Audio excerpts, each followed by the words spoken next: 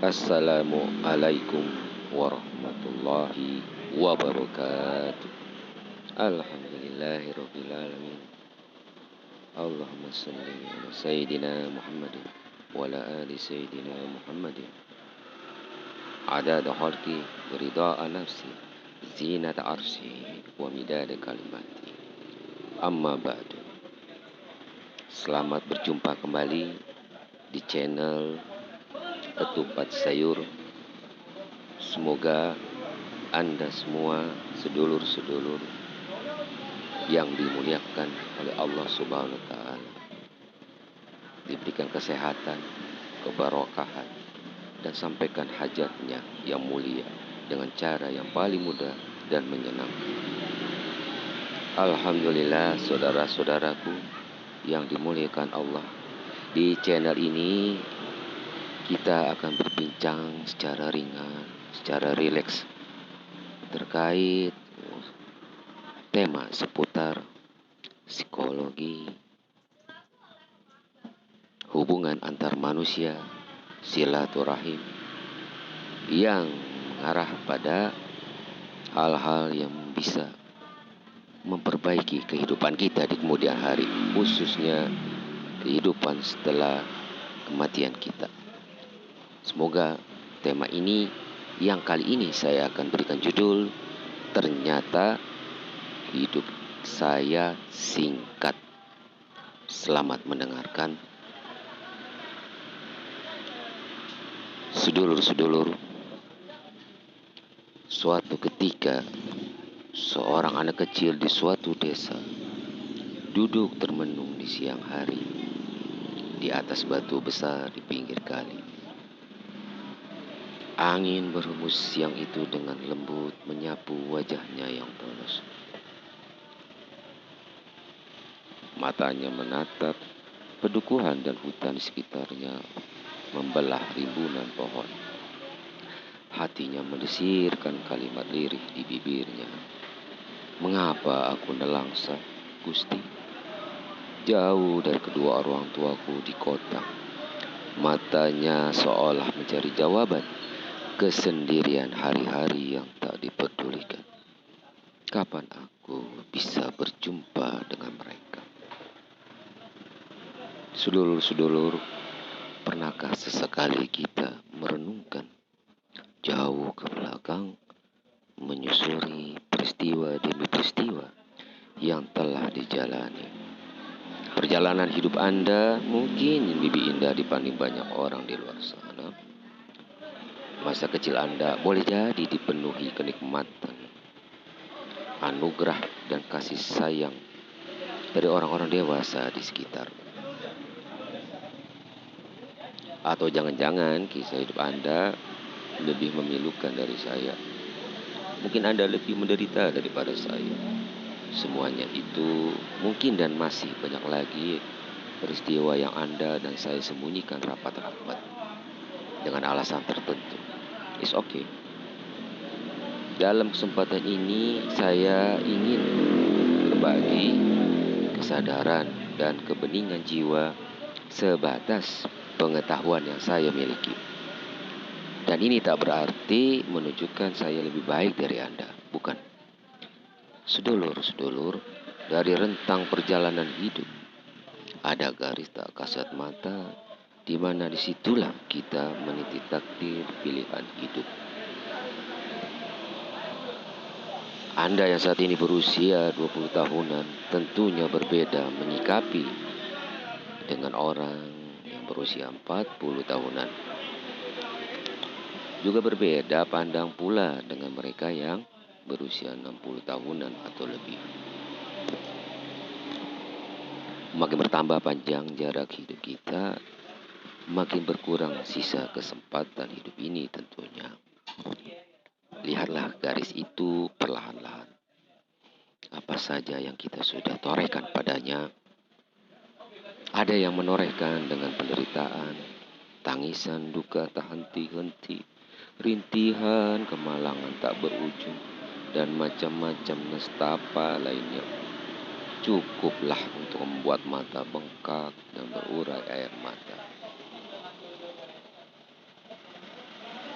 Namun adakah pengakuan jujur bahwa di antara luka nestapa tak tersisip sedikit keceriaan dan kelapangan walau sesaat saja? Sedulur-sedulur, sesungguhnya hidup kita ini amat seimbang. Tuhan di satu sisi mendekatkan penderitaan, tapi di sisi lain menghampiri dengan pertolongan. Mungkin hari ini Anda makan enak, besok tak ada yang dapat dimakan. Mungkin hari ini Anda menerima uang banyak, besok tak pegang uang sepeser pun. Ya, mungkin jadi hari-hari dahulu Anda dilimpahi sehat dan bugar. Hari ini ditimpa penyakit yang tak sembuh-sembuh. Nah, apakah segala yang saya sebutkan itu tak berarti apa-apa buat Anda? Sehingga hati ini menaruh dengki dan benci terhadap nasihat-nasihat yang menghampiri. Sedulur-sedulurku yang berbahagia, saya adalah seseorang yang sebenarnya tak pantas memberi nasihat. Anda mungkin mengetahui kebusukan dan keburukan sejatinya saya. Ya, saya ini naif. Banyak tak becusnya mengurus diri dan orang-orang terkasih dalam hidup saya. Belum becus saya. Kok berani sekali memberi nasihat? Benar Anda, saya tak tahu diri. Lancang berkata-kata. Sedulur-sedulur, inilah yang ingin saya coba sampaikan apabila Anda sudi sejenak mendengarkan. Jumlah hari dalam hidup kita jika dihitung, maka hasilnya kurang dari setengah hari. Mengapa demikian? Hidup adalah proses berjalan dari titik nol menuju titik yang tak diketahui kapan akhirnya dan berapa bilangannya. Kita berjalan memutar secara jarum jam. Kita berjalan memutar searah jarum jam. Semenjak lahir, balita, anak-anak, remaja, dewasa, dan tua renta. Hari demi hari kita lalui, tidur, lalu bangun, beraktivitas, kemudian tidur lagi. Tatkala suatu hari, datanglah ajal menjemput. Di saat itulah kita mengakui bahwa hidup kita tak lebih dari sehari, atau bahkan kurang dari setengahnya. Itu yang saya coba maksudkan, bahwa hidup kita kurang dari sehari. Kemudian sedulur-sedulurku, di perjalanan fase dewasa itu, kita mengisi karung kosong dengan perbuatan demi perbuatan, pilihan demi pilihan, sikap yang baik maupun yang buruk.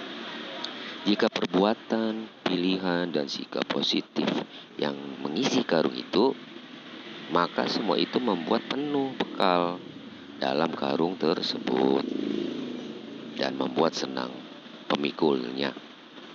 Namun, apabila karung itu diisi dengan perbuatan, pilihan, dan sikap negatif, maka akan melubangi perlahan.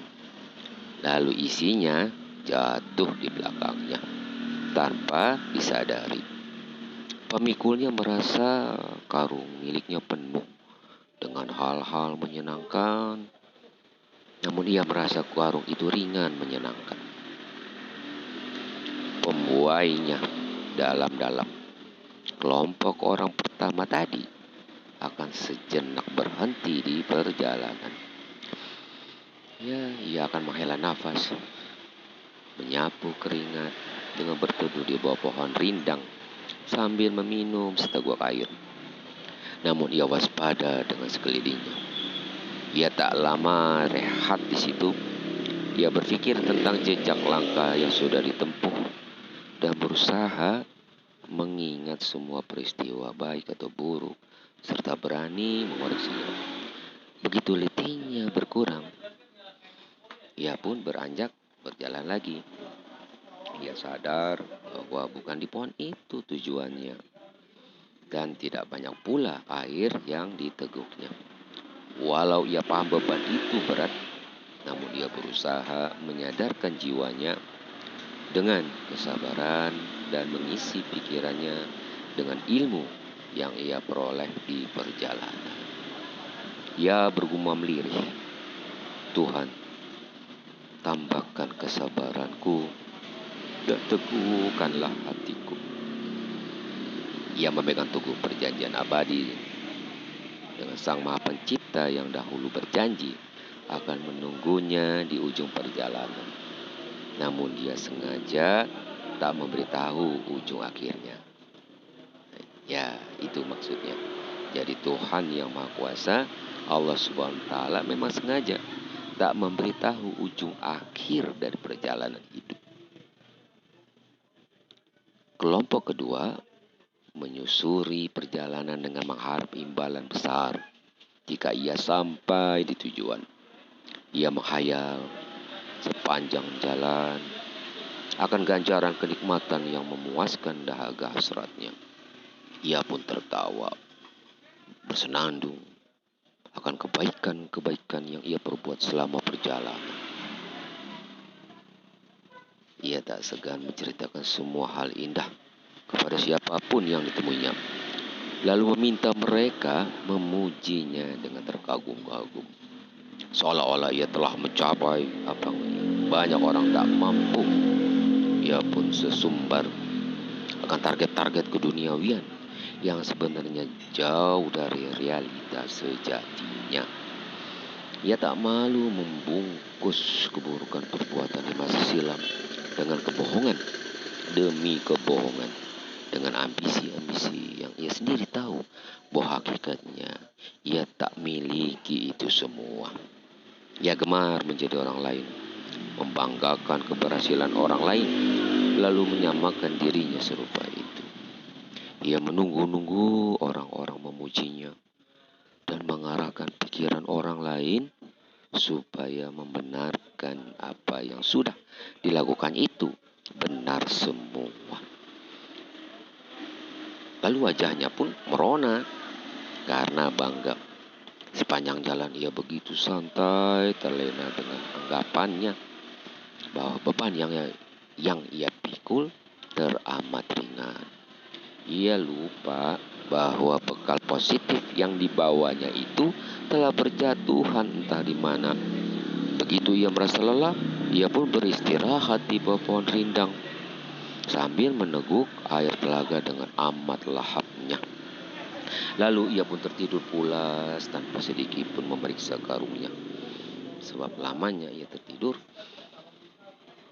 ia pun tak sempat berpikir berapa jarak yang sudah dilewati dan apa saja pengetahuan yang ia dapat.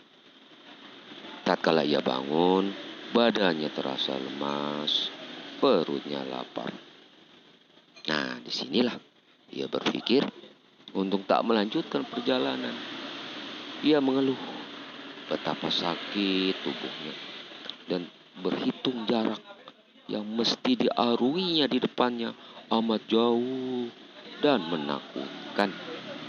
Kemudian pikirannya memutuskan tinggal di bawah pohon rindang sambil menanti orang lewat memberinya makanan yang lezat-lezat. Maka akhirnya ia pun ragu akan janji Tuhannya yang akan menemuinya dan membalasnya dengan imbalan yang besar. Ia sudah tak percaya lagi, apalagi yakin terhadap itu semua.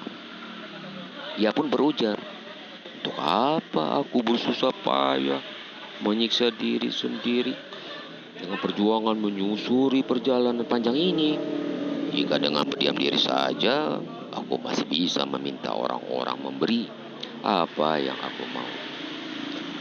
Persetan dengan kesabaran. Bukankah sabar itu ada batasnya? Dan aku ini kurang sabar apa? Kurang baik apa? Loh. Sedulur-sedulurku, saya rasa cukup di sini saya bercerita tentang kisah perjalanan dua anak manusia tadi yang menempuh jalan kehidupan yang berbeda. Sungguh, nun sewu, mohon maaf lahir batin, tak berani saya menasihati Anda. Beneran, saya ini hanya berdoa. Kalau cerita di atas itu ada secuil faidahnya yang bisa dipetik bersama. Kiranya Tuhan Yang Maha Kuasa Allah Subhanahu wa taala mengampuni saya dan Anda. Amin. Amin ya rabbal alamin. Dan terakhir ingin saya sampaikan ungkapan syukurilah derita masa lalumu karena ia adalah penyebab kekuatanmu di hari ini. Demikian sedulur-sedulurku, mohon maaf bila ada kekurangan. Saya hanya manusia biasa yang penuh kekurangan dosa. Sampai ketemu lagi. Semoga panjang umur dan barokah selalu. Assalamualaikum warahmatullahi wabarakatuh.